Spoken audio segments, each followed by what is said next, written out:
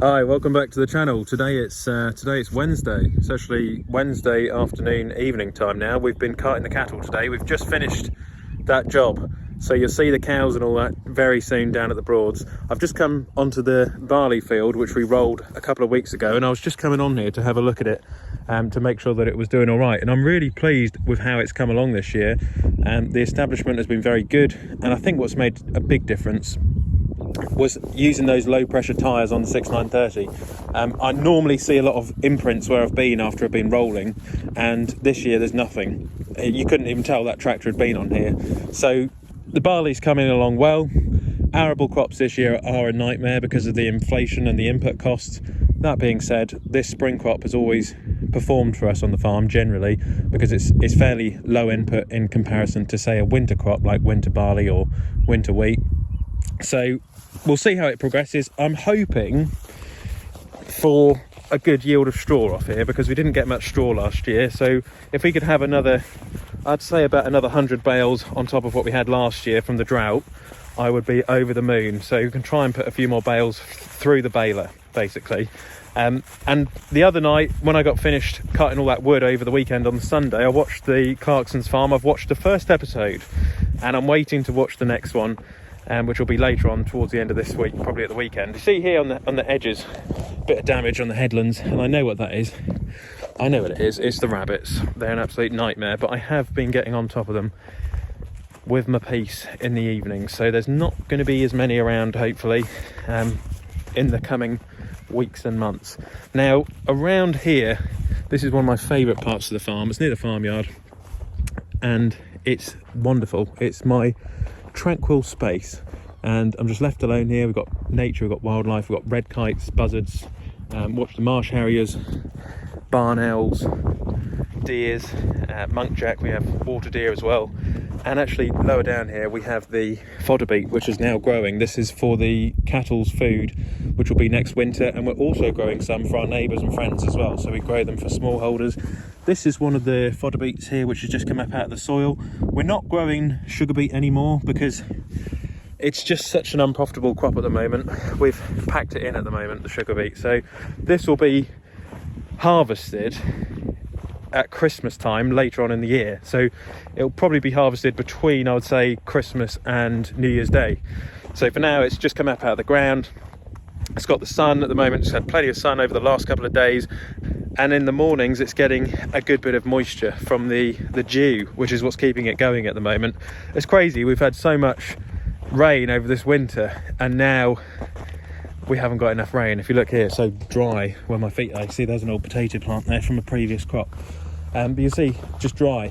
So I've actually got to get the water bowser out tomorrow, which is crazy because I've got some horses near the farm which have got to be watered, which is crazy considering all the rain we've had over winter. But there we go. It goes like that from time to time. And I suppose in Norfolk, where we are, the eastern county, we're in one of the driest counties in the UK. So that water bowser will be out in the next couple of days. And if you see, as we're just walking along here, this is something I'm concerned with because they're at such a fragile stage at the moment, these little fodder beet plants. Remember, they're going to be huge by the end of the year. Look at this damage we've had over here. This is deer, classic deer damage. Hoof prints, I'd say it's probably water deer. They have been just nibbling off some of the beet, although I'd say that more than anything they're passing through, but they will damage the beet if they get the opportunity. But one of the worst animals for damaging the fodder beet is pigeons. They like to rip off the tops and just eat basically the whole plant, and that really damages the plant at these critical growth stages. Last year we were in a bit of a pickle with the beet because it was getting eaten by the deer when it was in its bulb form, and we had to really, this year I'd like to really get on top of the deer a bit more and try and save the crop if we can. One of the biggest challenges as well for it is going to be the drought. We have such dry summers here, and during sort of July, August time when it starts to bulb up, it never seems to get the moisture. So unless we could, I don't know, maybe try and irrigate it somehow or find some sort of way of getting water to it. It's not a huge area, it's only about 7 acres of beet, but actually it's quite high yielding, which is why we grow it, and it's quite cost effective. You can see I came up with the buggy this evening. So I've got this up here, the Polaris Ranger diesel. Obviously I had the electric. Amazed actually at the love for the diesel. Although, as a lot of people do say, it's a little bit noisy. You put up with that for the convenience of diesel. So diesel staying. It's not going anywhere anytime soon. And I've knocked the indicator, and we need some fuel. Don't drive on the crop. Do not drive on the crop. Right, so we've got to drive across this land. It's actually a little track which I've got to cultivate. It was ploughed land. Let's see if we put it in four-wheel drive.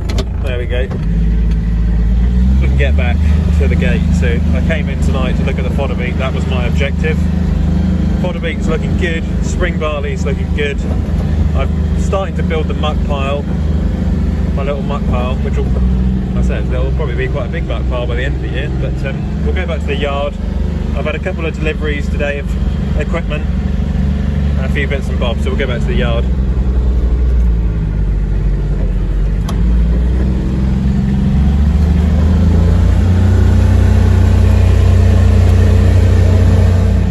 Alright, so we're back in the farmyard, and you see I finished with the tractor at the moment. We've washed the back of the trailer off, so there's a 6R. It can now come off this trailer and it will go off muck carting in the next couple of days. I've got loads of jobs to get on top of, and I've been too busy carting the cattle, so hoping to get that off that in the morning. So that's what's going on with that. Got to go and get some diesel for this. See, the Manitou is there. That had a delivery of silage film earlier, so we're getting the net wrap in at the moment, and the silage wrap, which is coming in for silage, which is literally in the next couple of weeks, so it's not a million miles away. Always get excited when all the wrap starts turning up, because it means that, of course, we're getting organised, we're getting the equipment ready for cutting, which is not far away at all.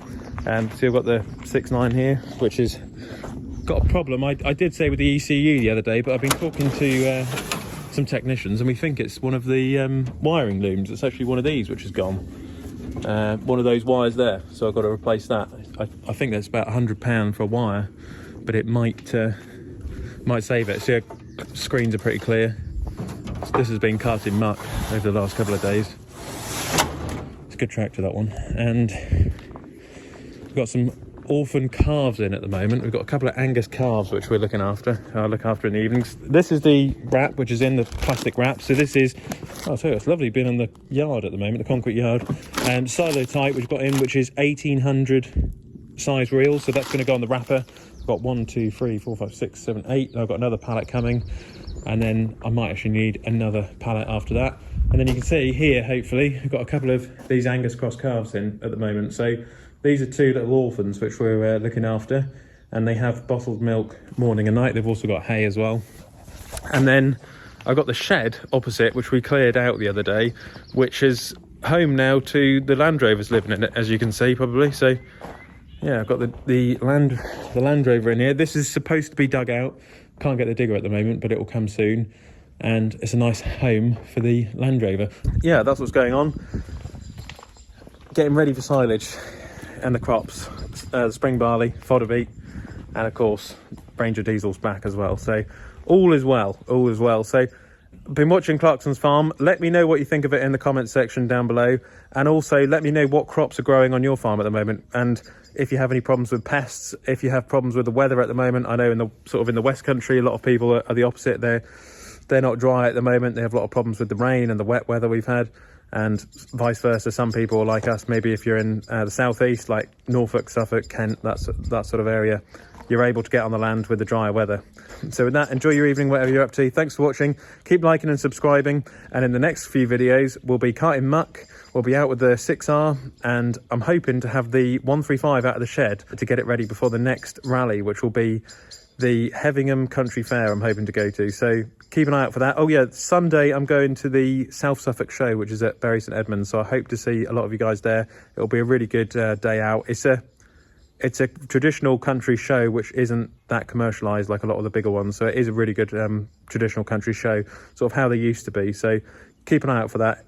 Do go to it if you want to go. I'll leave a link in the description down below, and I hope to see you there on Sunday. So thanks for watching, keep liking and subscribing, and I'll catch you in the next one. Click here to subscribe to the channel, and click here to watch another Olly's Farm video.